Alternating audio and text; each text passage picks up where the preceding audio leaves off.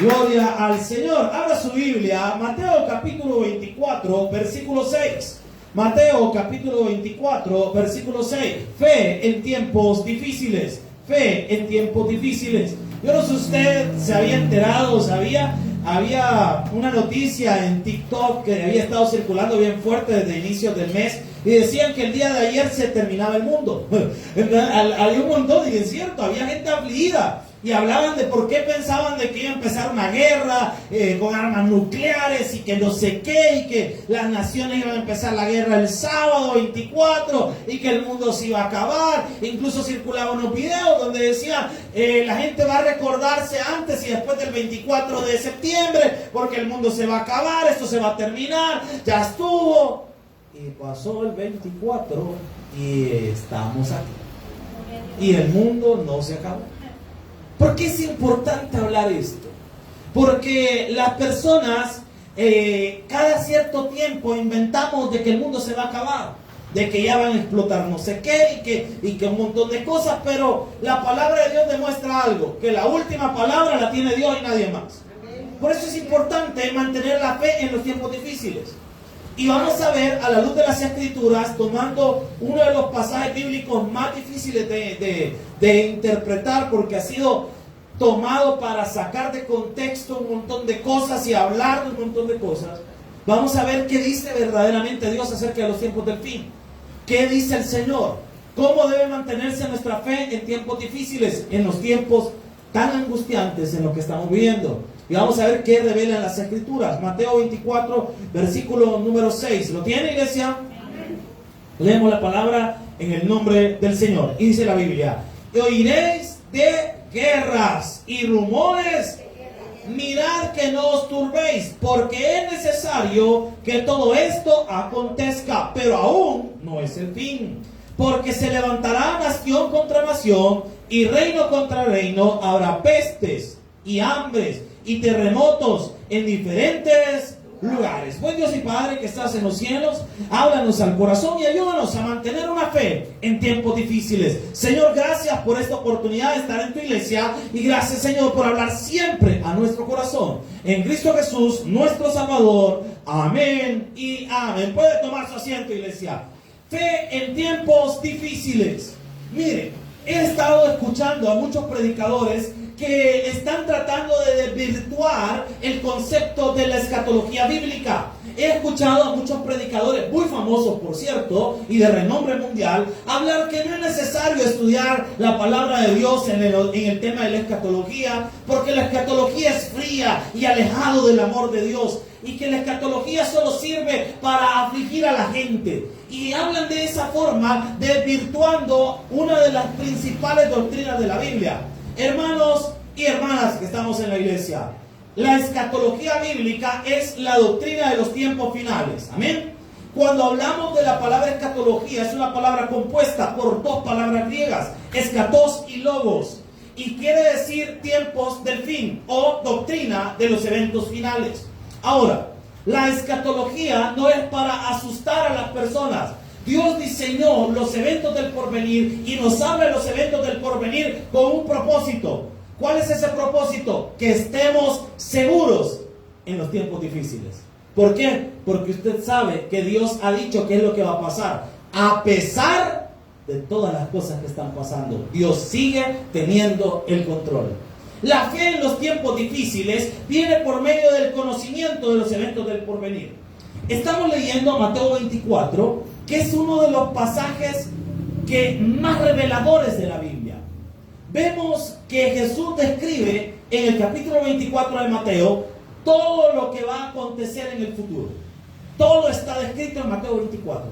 Mateo 24 es un apocalipsis, un libro de apocalipsis en chiquito, para que me entienda. Hay tantas cosas interesantes, pero este pasaje tiene un contexto.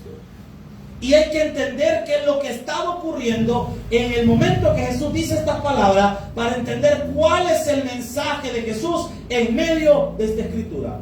Por lo tanto, hay que irnos a los versículos 1 en adelante para entender el contexto. ¿Me está siguiendo, iglesia? Vale, vean lo que dice la palabra. Vamos desde el versículo 1. Dice la Biblia: Cuando Jesús salió, ¿de dónde, iglesia? O sea que Jesús estaba ¿dónde? En el templo de Salomón. Solo que este templo de Salomón ya había sido destruido una vez por los de Babilonia y fue reconstruido por un señor llamado Zorobabel. Pero el templo reconstruido por Zorobabel a los judíos no les había gustado.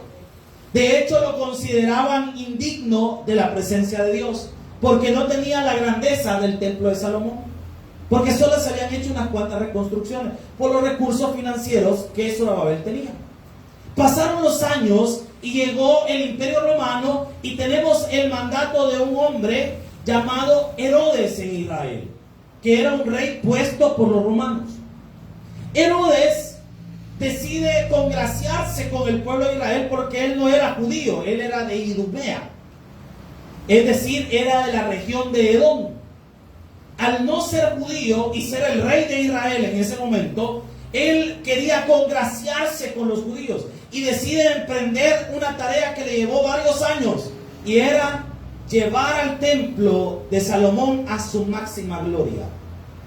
Y construyó el edificio, uno de los edificios más grandes de la historia, que fue el templo de Herodes. Ahí es donde estaba Jesús. Es más, cuando Jesús nació, se cree que el templo de Herodes todavía estaba en construcción. Y cuando Jesús está desarrollando su ministerio terrenal, el templo tenía un par de años de haber sido inaugurado. O sea, tenemos un nuevo templo, enorme, chivazo, tan grande como nunca se había construido un templo en Israel. Jesús está en ese lugar donde estaba el templo y estaba predicando la palabra. Y dice, cuando Jesús salió del templo y se iba, se acercaron sus discípulos para mostrarle el que dice. ¿Sabe que a Jesús cuando llegó al templo no se puso a ver que el templo estaba bien bonito, bien construido, bien arreglado, las columnas de mármol, el oro que había en ese lugar? ¿Sabe que no vio nada de eso Jesús? Jesús llegó a adorar. ¿A qué tenemos que llegar a un templo, hermanos? No se fijen tanto en las sutilezas. Pero la gente, los discípulos, sí se fijaron en las sutilezas. ¿Y sabe qué comenzaron a hacer? A decirle al Señor: Señor, mira qué bonito está el templo. Señor, mira las paredes. Señor, mira esto, mira todo esto. Y Jesús lanza una profecía que está en el versículo 2. Y vea la profecía que Jesús desata. Dice la palabra: respondiendo él les dijo: ¿veis todo esto? De cierto os digo que no quedará aquí piedra sobre piedra que no sea.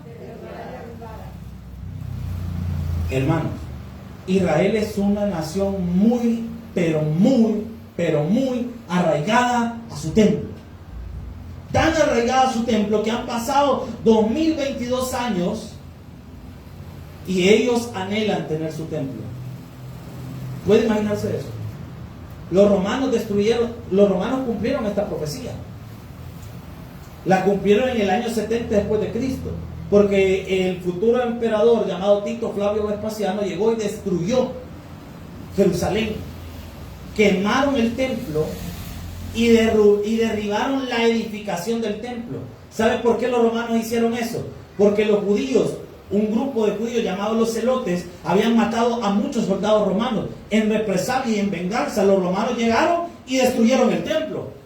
Al punto que el único muro del templo que está en pie hasta la fecha es el muro de los lamentos, donde los judíos todavía oran esperando que algún día su templo sea reconstruido. Por eso es que usted ve que hay un lugar que se llama así el muro de los lamentos, donde los judíos meten unos papelitos y oran en contra, hacia esa pared. ¿Se han fijado? ¿Han visto esas imágenes? Donde de repente aparecen y están haciendo esto y están orando en esa pared, porque es el único pedazo del templo que está en pie todavía. Es lo único que existe del templo. Ya no existe nada, ya no hay nada del templo, todo fue destruido. Se cumplió la palabra del Señor. Todo lo que había edificado Herodes y toda la grandeza del templo de Herodes fue destruida, se cumplió. Pero claro, si estamos hablando que esta palabra Jesús la dijo en el año 33, por decirlo algo, de su ministerio, de su trabajo, de su vida, aquí tenemos un problema. Porque los que escucharon esta palabra se quedaron pensando: ¿cuándo van a hacer estas cosas? Por eso es que Mateo 24, para entenderlo, la clave para comprender todo lo que Jesús está hablando acá, porque Jesús va a responder a 3 preguntas. Por eso es que aquí hay 3 temas diferentes en este capítulo, o 3 temporadas diferentes. Y el problema al interpretar este pasaje es que mezclamos las temporadas y no entendemos qué es lo que Jesús está hablando. Para poder entender esto mejor, vámonos al versículo número 3. Vean lo que dice la palabra. Y estando él sentado en el monte de los olivos, ya está lejos, ya pasó. El monte de los olivos está se me ha olvidado ese dato, pero no está tan lejos del templo, pero sí está un poquito retirado. No está inmediato al templo, o sea que ya habían caminado un poquito. Y vean lo que dice la palabra. Los discípulos se le acercaron aparte diciendo, aquí viene, pongan atención a esto. Dinos, ¿cuándo serán estas cosas? Ahí hay una pregunta. Aquí viene la segunda pregunta después de la coma. ¿Y qué señal habrá de tu venida? Tenemos 2 preguntas. Y del fin del siglo. Tenemos 3 preguntas. ¿Cuáles son estas preguntas? Porque están hablando de 3 tiempos diferentes. La primera pregunta, ¿cuándo serán estas cosas? Los discípulos están preguntando cuándo va a ser la destrucción del templo. Ese es el cuándo serán estas cosas. ¿Cuándo será la destrucción del templo? La pregunta número 2, ¿qué señal habrá de tu venida? Esa pregunta es, ¿qué ocurrirá previo o qué eventos habrán previos a tu venida, Señor, a tu regreso? Y la tercera pregunta, que dice, ¿y del fin del siglo? Esa pregunta tiene que ver con los eventos de la semana 70 de Daniel. ¿Y qué es la semana 70 de Daniel? El periodo de la gran tribulación. Entonces, estas 3 preguntas Jesús las va a responder. La pregunta 1 y 2, es decir, ¿cuándo serán estas cosas? ¿Y qué señal habrá de tu venida? Jesús la contesta en una sola respuesta. ¿Por qué? Porque la destrucción de Jerusalén iba a ocurrir y los eventos previos al advenimiento del Señor van a ocurrir en la misma temporada. ¿Y cuál es esa temporada? Lo que se conoce teológicamente como el presente siglo. ¿Y qué es el presente siglo? Son los eventos que ocurren entre la muerte y la resurrección de Cristo y el rapto de la iglesia. Lo que ocurre en este intervalo de tiempo, desde la muerte de Cristo y su resurrección hasta el rapto de la iglesia, todo eso se le llama el presente siglo. Y en ese presente siglo van a ocurrir las cosas que Jesús va a narrarnos acá. Por eso es que la pregunta 1 y 2 tienen una respuesta común, porque ambas van a ocurrir en el mismo periodo de tiempo. ¿Me está siguiendo la iglesia? Porque la destrucción del templo ocurrió en el año 70 después de Cristo. Jesús murió y resucitó en el año 33. O sea que si el presente siglo está desde la muerte y resurrección de Cristo hasta el rapto de la iglesia, la destrucción del templo está también en ese tiempo. ¿Me estoy dando a entender? Y los eventos previos al advenimiento del Señor también están en ese tiempo. ¿Por qué? Porque estamos hablando de lo que va a ocurrir entre la muerte y resurrección de Cristo y el rapto de la iglesia. Y los eventos previos al rapto obviamente van a ocurrir antes que el rapto ocurra. ¿Me está siguiendo la iglesia? ¿Amén? Ahora, ¿cuáles son entonces estos eventos que están ocurriendo antes que sea el fin? Porque miren, la gente dice, el fin viene. No, hermano, ya estamos en los tiempos del fin. ¿Desde cuándo? Desde que Jesús murió y resucitó. Desde entonces inició la cuenta regresiva. Estamos en los tiempos del fin. Desde entonces. O sea que llevamos un montón de años en el fin, ¿sí? Un montón. ¿Y qué va a ocurrir en ese periodo de tiempo previo a la venida del Señor? Aquí nos describe versículo número 4. Acompáñenme. Versículo número 4. Dice la Escritura: respondiendo Jesús les dijo, mirad que nadie ¿Por qué Jesús inicia esta descripción de cosas que van a acontecer y que van a marcar el presente siglo con esta frase? Porque han habido muchos engañadores, hermano. Muchísimos engañadores. ¿Cuánta gente ha hablado profecías que dicen que se va a acabar el mundo, que esto, y que hablan y que dicen cosas? Mire, cada época hay cientos de personas que dicen que el mundo ya va a terminar. Y hablan del fin del mundo y que una cosa es que mire, que va a caer un meteorito, que no sé qué, que ya va a venir esto, que mire que va a venir la tercera, cuarta, quinta guerra mundial, y mire que va a pasar esto, que ya ahorita nos destruye, ya nos vamos a morir, que hay terremotos, hay guerra. Vean lo que dice Jesús de cómo va a ser todo esto. Versículo número 5. Porque vendrán muchos en mi nombre, diciendo, yo soy el Cristo, y a muchos. Una de las cosas que va a estar pasando siempre es que van a haber muchas personas que van a hablar de que son el Mesías. Esto es el surgimiento de las sectas y de los falsos cristos. ¿Qué son las sectas? Las sectas son grupos religiosos que se separan de un pensamiento doctrinal bueno o de la sana doctrina y agarran otro tipo de doctrinas. Hermano, que una denominación en una iglesia le pongan iglesia no sé qué del camino de los santos de los últimos días, no significa que en esa iglesia se esté predicando a Jesucristo. Puede ser una secta. Puede ser una secta. ¿Cómo sé que algo no es una secta? ¿O cómo sé que no es una secta? Primera de Juan capítulo 4 versículo 3. ¿Alguien que me lo pueda leer fuerte ahí, con voz clara, con todo? Primera de Juan capítulo 4 versículo 3. ¿Alguien que lo tenga ya? Amén. Por favor, hermano. Salió de Judea y se fue otra vez a Galilea.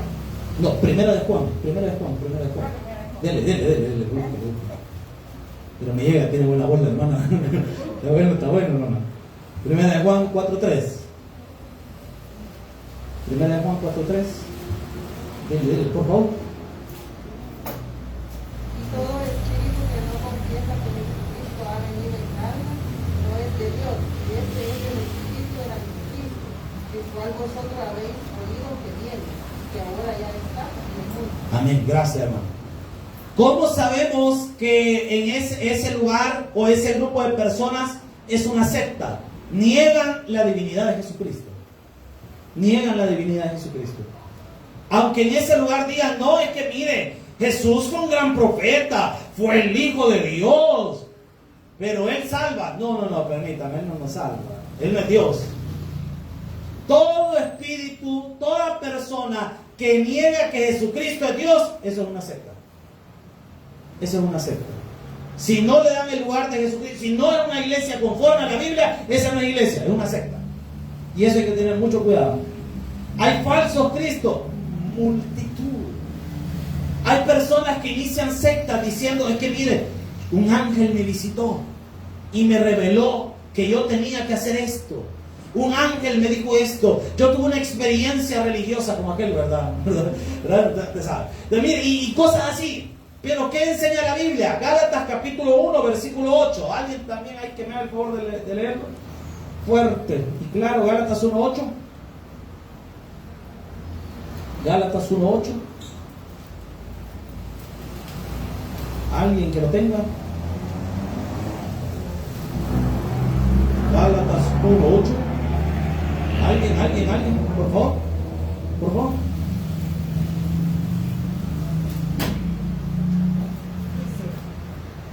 Si aún nosotros a un ángel del cielo os anunciare otro evangelio diferente del que os hemos anunciado, sea anatema. Gracias, hermana, gracias. Dice la palabra del Señor. Si alguien viene y un ángel del cielo, o nosotros mismos, dice Pablo, os anunciamos un evangelio diferente, eso es maldición, eso es anatema. Eso sea maldición. ¿Por qué? Porque alguien que predica algo en contra de lo que dice la Biblia está bajo maldición. Y es parte de lo que dice la palabra del Señor en Mateo 24:5. Porque muchos vendrán en mi nombre Claro, si todas las sectas dicen que predican a Jesucristo. Todas las sectas afirman que hablan de Jesús y que aman a Jesús y que le sirven a Jesús. Pasen adelante, hermano. Dele, pase. Y que aman a Jesús y que quieren servirle y que hacen las cosas por Dios y que le sirven a Dios y que esto aquí Dios nos ha puesto. Todos los sectarios dicen lo mismo. Vendrán en mi nombre, dice. Y no solo eso. En las sectas de repente el líder de la secta dice que es Jesús. Y que se convierte en un falso Cristo. Hermanos, estaba leyendo por ahí, hay un libro que se llama Los falsos Mesías, escrito en 1993, donde recopila 160 grupos sectarios que afirmaban que su líder era Jesús. Que había un hombre que se había hecho pasar por Jesús y que decía que era Jesús reencarnado. Mire, esto es terrible, hermano. ¿Sabía usted que hay muchas sectas que iniciaron incluso con falsas profecías? Por ejemplo, los estudiantes de la Biblia, que se llaman antiguamente los testigos de Jehová, los estudiantes de la Biblia, el fundador de ellos se llamaba Charles T. Russell. El señor Charles T. Russell hizo, a través de analizar algunos números de Mateo 24 y tomar algunas referencias del Apocalipsis, él predijo que el 14 de mayo, no me acuerdo, sí, pero fue en mayo, junio, no me acuerdo, de 1914, Jesús venía. Y toda la gente que pertenecía a esa secta vendieron su casa, sus cosas y todo porque Jesús venía. Fueron a un monte en Estados Unidos a esperar a Jesús esa fecha. ¿Y sabe qué pasó? Jesús no vino. ¿Y sabe qué dijo el señor Charles T. Russell? Que Jesús se había venido, pero en espíritu, solo que nadie lo había visto. Pero aquí estaba ya. Y que el periodo de la tribulación ya había iniciado. Que en los próximos 7 años el mundo se acababa. Pasaron esos 7 años y el mundo no se acabó. Y así hay muchas sectas, hermano. Por ejemplo, el señor Joseph Smith, el fundador de la secta de los mormones, él decía que un ángel llamado Moroni se le apareció y que le regaló 2 tablas de oro donde estaba el complemento del evangelio. 3 tablas de oro, que después esas tablas de oro las tradujo y son los 3 libros predominantes en esa doctrina. Doctrinas y Pactos, el libro del Mormón y el otro no me acuerdo cómo se llama, pero son 3 libros que tienen ellos, que son su fundamento y que dicen que el ángel Moroni se lo reveló. Pero qué lástima que Joseph Smith no leyera Gálatas 1:8. Aún sea un ángel del cielo os anunciar un evangelio diferente que dice la Biblia, sea anatema. Si está predicando, está enseñando algo en contra de la Biblia, eso está bajo maldición. Pero eso no nos debe asustar a nosotros. ¿Por qué? Porque la Biblia nos dice, Jesús nos advirtió que eso iba a pasar. Jesús nos advirtió que íbamos a escuchar de muchas personas que iban a venir diciendo que eran Jesús. Y también aquí viene lo preocupante, y dice la Biblia, y a muchos engañará. Jesús ya lo había dicho, que así iba a pasar. Versículo número 6.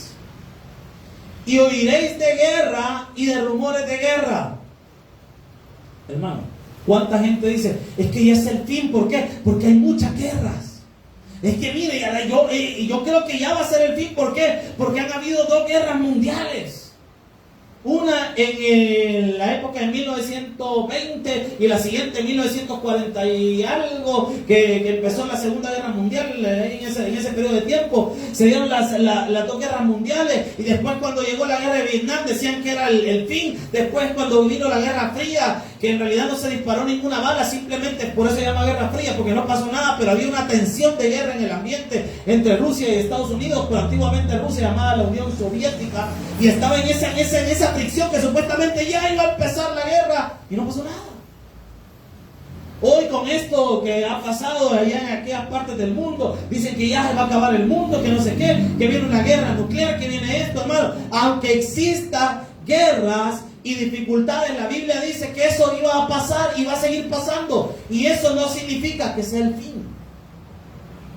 ¿Aló? ¿Estamos acá? Ay, es que hay guerra, esto ya se terminó. No, porque Jesús dijo, porque y oiréis de guerra y rumores de guerra, mirad que no os turbéis, porque es necesario que todo esto Pero ¿qué dice Jesús? Pero aún. Ahí está la palabra clave. No es que mira, hay guerras y en aquella parte del mundo se ha desatado una guerra y va a haber otra guerra aquí que no sé qué, y va a haber una guerra por no sé dónde, y eso significa que el mundo se va a acabar. No, hermano, la Biblia dice que aún no es el fin. Porque los eventos que Jesús está hablando se le conoce también como el principio de dolores.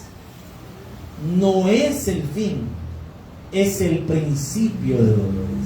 Guerras en la historia han habido un montón. Puede creer que hubo una guerra que duró casi 108 años, llamada la Guerra de los 100 años, entre Inglaterra y Francia. Por 100 años pasaron peleándose. ¿Cuánta gente murió en ese conflicto? Imagínense en la época cuando los vikingos aparecen allá en el monasterio de Lindisfarne, que se desató la era vikinga, muerte por todos lados y un montón. Y la gente cuando veía los Drakkar, que así se llamaban los barcos de los vikingos, la gente se asustaba porque pensaban que eran demonios, que llegaba y que era ya el periodo de la destrucción del mundo, porque los vikingos habían llegado. Pasaron los vikingos y no se acabó el mundo. Cuando Constantinopla cayó en manos de los turcos, todo el mundo pensaba que el fin había llegado porque el Imperio Romano había caído su último bastión. Pero el mundo no se terminó. El mundo no acabó. Napoleón Bonaparte conquistó prácticamente toda Europa y el mundo no se acabó. Pase nada. Y el mundo no se acabó. El mundo siguió. ¿Qué les quiero decir con esto, mis estimados y amados hermanos? Pasen adelante, hermano. Pasen, no les preocupen, pasen. ¿Qué les quiero decir con esto? Cualquier cosa que esté aconteciendo o dificultades que ven en este mundo con guerras y todo eso, sigamos el consejo de Jesús: no os turbéis. ¿Por qué? Porque este no es el fin todavía. ¿Van a haber más guerras? Posiblemente. Pastor, ¿y usted piensa que las guerras que están pasando ahorita van a aumentar? Probablemente sí. Hermano, imagínense nosotros en nuestro país, ¿cuánto tiempo duró nuestro conflicto armado acá, interno? El de los 80. ¿Cuánto? No.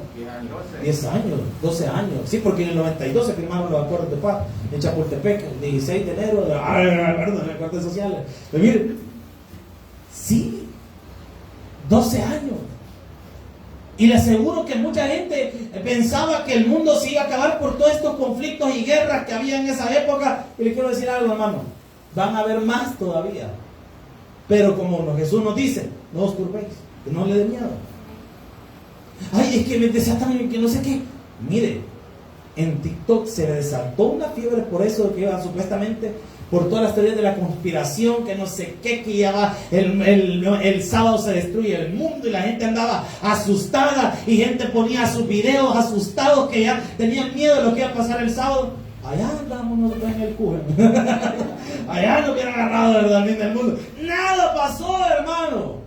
Supuestamente decían que iban a hacer algo como un rapto falso y que no sé qué, y un montón de voladas. Hermano, le digo algo: el que tiene el sartén por la mano, el que gobierna, es el Rey de Reyes, Señor de Señores, y nadie más, iglesia.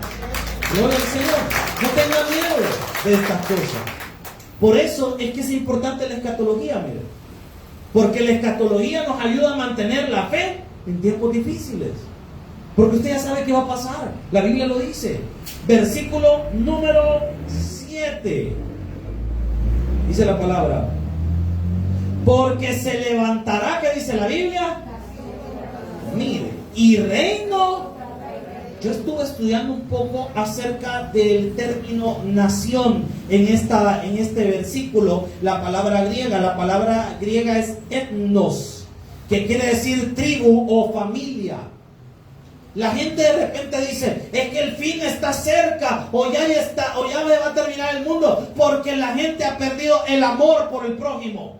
Las familias se terminan peleando entre ellas. Hermano, eso no es nuevo, eso es más viejo que otra cosa. Si no ve el Génesis, ¿quién fue el que mató a Abel? ¿Y quién era Caín? Su hermano. Era su hermano de sangre, literalmente el primer fratricidio de la historia. ¿Y qué pasó? Dos hermanos se agarraron. Es que, hermanos, que la gente se pelee en la familia no significa que el mundo se va a acabar. Eso siempre ha ocurrido y va a seguir ocurriendo. No se asuste por eso. Y reino contra reino. Hermano, hoy ya no hay tanta monarquía, pero lo que sí hay son países armados. Mire, si usted va a otro país, hay países en los que a los del Salvador no nos quieren. Por ejemplo, estaba viendo unas noticias que estaban pasando que si usted va a viajar a México, si alguien tiene planeado ir a Cancún o a algún lado por el estilo, no vaya a hacer. Tengan cuidado. Si usted, por ejemplo, hay personas que las han detenido en México porque llevaban mucho dinero o llevaban muy poco y los tienen ahí y se tardan en regresarlos a sus países. Y han vivido mucha gente experiencias muy feas. ¿Por qué? Porque hay reino contra reino. Hay personas que caen mal. No nos vayamos tan lejos. Si aquí en El Salvador por fútbol no se han peleado la gente, pues. Cabal, cuando juega el Real Madrid y el otro equipo que nunca gana, perdón, no sé, ¿verdad? Me salió, ¿verdad? Y el otro equipo, ¿verdad? ¿Qué pasa? Allá andan peleándose que con la camisa, que Vizca Barça, a la Madrid nada más. Igual se pelean ahí en España por el Alianza y el FAS. Pero igual la gente pelea por esas cosas. Partidos de fútbol entre naciones, ha habido pleito por eso. Ha habido pleito. En la guerra de las 100 horas en realidad no fue pleito de fútbol, le llaman, pero no fue por eso. Pero al final la gente decía eso porque la gente se emociona. Cuando de repente los mexicanos vienen acá a jugar, la gente se pelea, les avienta cosas. Cuando los de aquí vienen a jugar allá, igual los tratan mal, porque hay pleito entre reinos. Hay países que no se toleran. Por ejemplo, el famoso pleito que hay entre Francia e Inglaterra, ese es histórico. O entre los griegos y los turcos, eso es más viejo que otra cosa. Si imagínense que la historia de los 300 espartanos junto con más de 1000 griegos a su lado, pelearon en las Termópilas contra los persas. ¿Y los persas quiénes eran? Los antepasados de los turcos. Ese pleito siempre ha existido entre esas naciones. Hay reino contra reino, sí, siempre se han caído mal. Hay naciones que siempre se han caído mal y que se caen mal y se van a seguir cayendo mal siempre. ¿Por qué? Porque así es este mundo. Jesús lo profetizó y lo dijo que así va a ser siempre. ¿Pero qué? Aún no es el fin. Aún no es el fin. Aún no son los eventos del Apocalipsis. Cambiémosle fin porque puede ser malinterpretado. Aún no son los eventos del Apocalipsis. Y dice la palabra. Y reino contra reino. ¿Y habrá, que dice la Biblia? ¿Cuánta gente dice que es el fin por las pandemias? La anterior pandemia fue la fiebre española, 1918, si me equivoco, 1920. Tardó 2 años en erradicarse. Anteriormente hubieron otras pestes en el mundo. Podríamos hablar de la peste bubónica. Casi se murieron la mayor cantidad en los países europeos. Se murió muchísima gente, se diezmó la población. La gente hablaba de que el mundo se iba a acabar con la peste bubónica o la peste negra. Ahí donde surgieron las primeras mascarillas que andaban los médicos con esos grandes volados. ¿Se han fijado esas imágenes tétricas que aparecen así con unos sus sombreros y unos grandes picos así y con un volado que andaban los doctores? Porque los doctores, para no contagiarse y tocar a la gente, la tocaban con el báculo ese. Porque la gente decía, el mundo se acabó porque había muertos por todos lados. Gente moría en sus casas. Hermanos, ¿cuántas pestes hay? Acabamos de pasar una pandemia y ya estamos medio saliendo de ella. Pero fue terrible, claro que sí, dolorosa, horrible, hermano. ¿Cuántos meses pasamos encerrados? Si imagínese usted, los astronautas entrenan por mucho tiempo para lograr mantenerse cuerdos en el encierro. El entrenamiento de un astronauta no es solamente para tolerar la gravedad cero. El entrenamiento de un astronauta es para tolerar el encierro. Y a nosotros nos metieron un montón de meses encerrados. ¿No le pasó a usted que los primeros 2 días ya había limpiado toda la casa? Ya dije, ¿ahora qué hago? Y se recuerda cuando todos empezamos a salir, Todo el mundo hacía bromas, que algunos iban a salir, yo no sé qué les pasó a alguna gente, pero a muchos hombres les dio de raparse usted. De estar encerrados les agarró el modo Britney pelona usted. Agarró feo usted. Ya no volvieron. Otros pintaron el pelo en esos colores todos raros, y otra gente salió con otra locura, y de repente algunos le agarró a hacer ejercicio, otros engordamos y todo, y cuando salimos todos raros nos veíamos. Ya algunos cuando salimos, y algunos nos refugiamos bastante, quizás en la pandemia, ya cuando salimos solo fue así, ya todo porque estamos encerrados, fue tremendo. Y todavía las secuelas de ese encierro se están comenzando a ver. Si no, ven un montón de gente loca que anda en la calle, que andan peleando por nada, andan todos histéricos, todos violentos. ¿Por qué? El encierro fue traumante. Las noticias, no solo fue el encierro, fue el bombardeo de información. De repente salían en la noticia gente que caía en otros países muerta en la calle, y que salían que solo escuchaba usted las ambulancias salir y los policías llevando, escoltando el montón de gente que falleció y todo el montón de volados. Pestes, eso en el mundo, hermano, ha habido y va a seguir habiendo. No se deje llevar por las teorías de la conspiración, es que ese virus lo crearon, que no sé qué. Probablemente sí o probablemente no. Independientemente de lo que haya sido, la Biblia dice que iban a haber peste en este tiempo. Y siempre van a haber. Ya vino ya hay en el país la del mono, ¿verdad? Imagínate, a decir que ve a su vecino y le hace... es película, ¿no? ¿Verdad? Él tiene la fiebre del mono también. Mire, y espérense que falta la de Godzilla, hermano, ¿verdad? Y un montón de volados más que van a pasar. Pero ¿qué le digo con esto, hermano? No se alarme, aún no es el fin. Van a haber pestes, dice la Biblia. ¿Qué más dice que va a haber? Hambre. ¿Sabe qué significa eso? Que en muchos países no se asuste si hay escasez de alimentos. Ay, que ya es el fin, es que el trigo se va a acabar, es que no sé qué. Mira, hermano, si el trigo se acaba, ¿qué tenemos maíz, hombre? A puro maicillo vamos a sobrevivir, hermano. Pero que, miren, los salvadoreños en especial por la comida no hay que preocupar, si hasta las hojas nos comemos. O nunca, ¿cuál es la famosa hoja que uno le echa limón? La de coco, que es muy chica. La hoja de la coca, hermano, no, hermano. No, el vicio, hermano, ¿verdad? No, la hoja de jocote. La de jocote. Y ahí con un poquito de limoncito y sal, ya pasó un tiempo, hermano. Si al final sobrevivimos, Dios siempre nos va a dar de comer. ¿Van a haber hambre en el mundo? Sí. Países van a probablemente pasar hambruna, muchísimo en la historia, han pasado un montón. El continente africano ha sufrido por mucho tiempo de hambre, por la falta de tierra fértil, por la falta de cosas. No, hermano, mire, cosas así siempre van a pasar. Y dice la Biblia, y terremotos en diferentes. Hermano, no se aflija por las reacciones sísmicas de la tierra. Eso es parte de la vida. Jesús lo profetizó y dijo que en el presente siglo eso iba a haber. Terremotos en todas partes van a haber, hermano. Van a pasar. En nuestro país pasan. Eso sí, tome su medida. De repente van a estar temblando. No duerma chulón, no vaya a ser. Pero pues digamos, no vaya a ser ahí que lo sorprenda el temblor, hermano. Versículo 8, acompáñame al versículo 8, dice la palabra del Señor. Y todo esto será, ¿qué dice la Biblia? ¿No le digo? Jesús está respondiendo a la pregunta 1 y 2. Y todo esto será principio de dolores.